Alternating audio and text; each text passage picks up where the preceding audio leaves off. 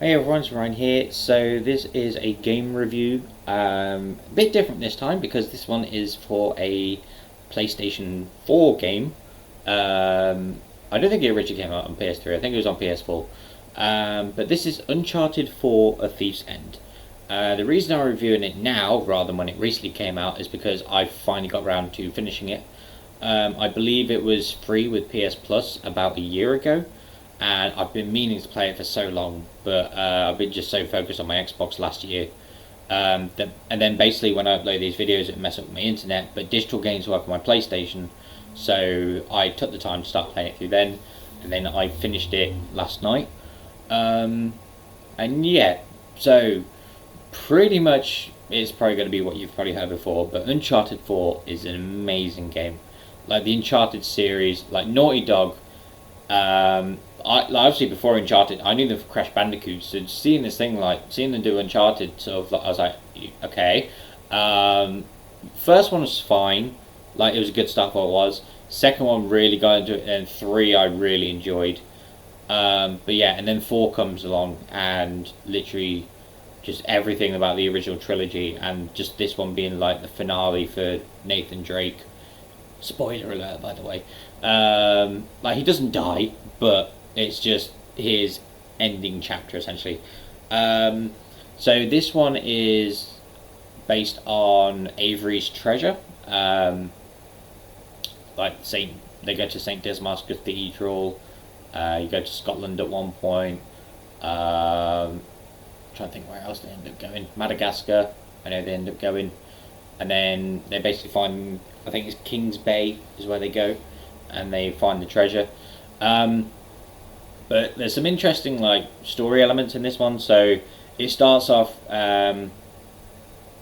where Nathan Drake is basically working like a cargo company, where they basically just dive underwater and try and recover like cargo that's fell into the ocean. Um, and then basically the guy that he's working for is trying to get him to do this job in Malaysia for him, but basically he doesn't have the permit, so it's legal, so he doesn't want to do it. His wife Elena, they end up getting married after the third one. I can't remember how long after the third one this one takes place, but it's essentially like she's doing her writing, and the story is sort of like Nate's trying to let go of the whole being an adventurer thing, but obviously little bits of him still wants to, like he feels like he's not finished. Um, and then out of the blue, his brother shows up, and like you have a flashback to when like Nate's in prison, and his brother's there, and then this other guy Rafe, and they're basically trying to work on this whole Avery's treasure thing, and then it kind of goes to shit, and then Sam gets shot, and basically Nate thinks he's dead. So basically, when he shows up in the blue, it's a massive surprise for him. Um, and then yeah, and then it turns out Sam's in trouble because the person that got him out, basically, he owes a ton of money to, so that's why they go after this treasure. Um, and yeah, like I said, there's a lot of like funny and like sad and basically there's like lots of twists and turns and just all mixed emotions. Like Nate's the wisecrack that he always is, but so is Sam, and they work so well off each other.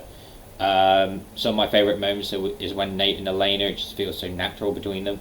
I think the thing I enjoy about this game as well is Nolan North, voice actor for Nathan Drake, did a lot of the motion capture. I think a lot of them did, but I know like he did a lot of stuff. I think I remember watching some of these videos where he says like he's literally like cracked ribs and basically injured himself just from like redoing these stunts, but basically enjoyed doing it. Um, and yeah, basically like everything sort of goes to hell. You get all sorts of story. I'm not going to go through the whole story, but that's pretty much what the premise is. Is he like Nathan Drake basically gets forced back into the adventure thing, has to hide it from Elena to save his brother. Um, and then yeah, like I said, it's like I think just the gameplay style of it, the soundtrack to it, like the music, and like when you're in certain scenarios, like battle scenarios, or just admiring the landscape. That's one thing as well. The visuals in this game are just so good. It's like you can like it is literally like if you were there looking at it, it looks very much like that. And like this was back in 2016 as well. Like especially with like PS5 and Xbox Series X with their enhanced graphics. I can only imagine what it would look like in them. But yeah, I think it just like it's visually stunning. Like I said, the soundtrack's great. All the voice acting and like motion capture is all great in it. Like you really get the sense of I'm trying to think what the word for it is. I'm not a master reviewer, as you can tell, but it feels a bit like more genuine and not like, oh, this has all been computerized type thing. If you know what I mean. Like it's not like the lip movements for like talk, the dialogue is quite accurate as well. But I think that's just because they like put the thing all over them. But yeah, like I say, it's like there's plenty of twists and turns in there as well, and like just like a lot of people say this is like Nolan North's best performance in a video game. I was biased for a while and said his performance is Deadpool, but that's just obviously because I love Deadpool so much. But yeah, him as Nathan Drake is probably closest to him just being himself than he is. Like if you watch him in like any of the other stuff, like he does a show called Retro Replay. It used to be him and Troy Baker, who basically Troy Baker voices his brother Sam. And you can sort of definitely see the chemistry there. And like I mentioned this a few times, I did have it as my like the when you go onto a channel and the video that's there, I did have it as like when I did visit Nolan and Troy in person, and we were on the Golden Hind, which was the ship that Francis Drake sailed around the world on. They were there to basically promote their show, and they're basically recording bits for Uncharted and for The Last of Us. And yeah, it was just a lot of fun hanging out with them. And like I said, it's like Nolan North is like they're both funny in their own rights, but Nolan sort of edges it for me. Like he's very comedic. But yeah, like I've got a video about that before I start rambling on about that again. But yeah, like I said, Uncharted 4, like just the gameplay to it, just being able to look around and see the sights, and like all the little things as well. Like I'm trying to think what all the little things are. Like I like the collectibles in it. The puzzle solving is very interesting, and then like basically trying to figure out what's been going on, collecting all the notes and stuff. Like I always find them entertaining. Like like some of the collectibles aren't worth it, but then there's other collectibles that are. Like because they're all story based, but like the majority of the little collectibles, they're just like little items that you find. But my favourite thing, I think, apart from like all the gameplay and everything, is that you get to play Crash Bandicoot in the game, and it's amazing. Like it loads up the PlayStation screen, does all the loading, Crash Bandicoot level, and you play a level of Crash Bandicoot within Uncharted.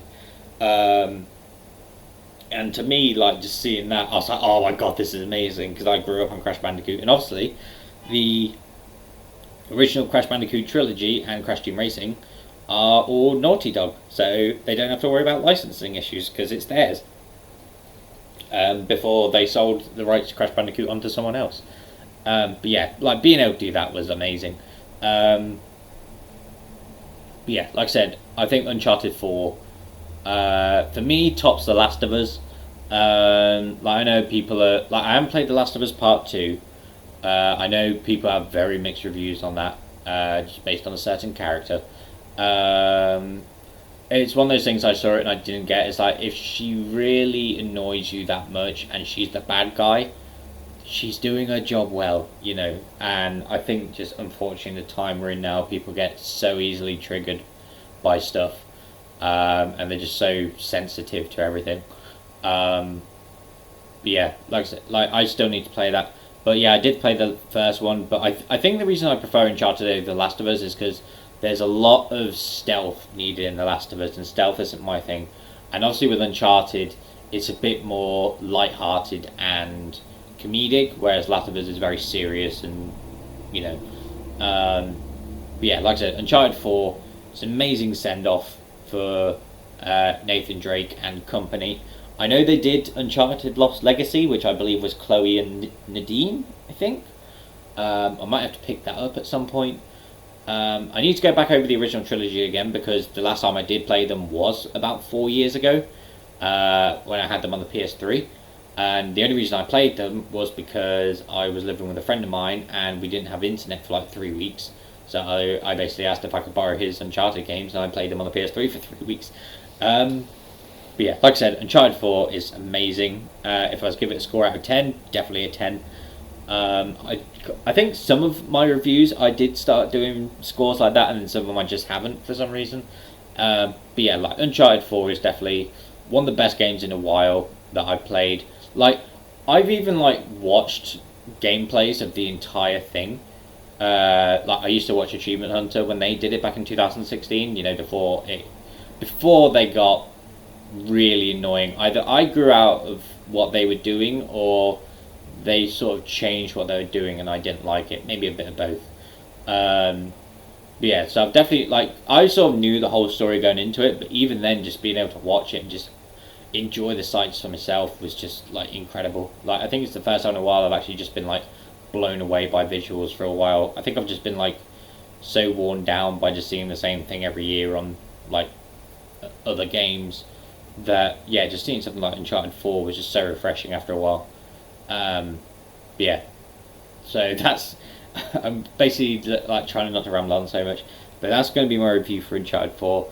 I think it's an amazing game. But yeah, I would definitely recommend you play it yourself. Thank you for watching this video, and I shall see you in the next one. Right, bye.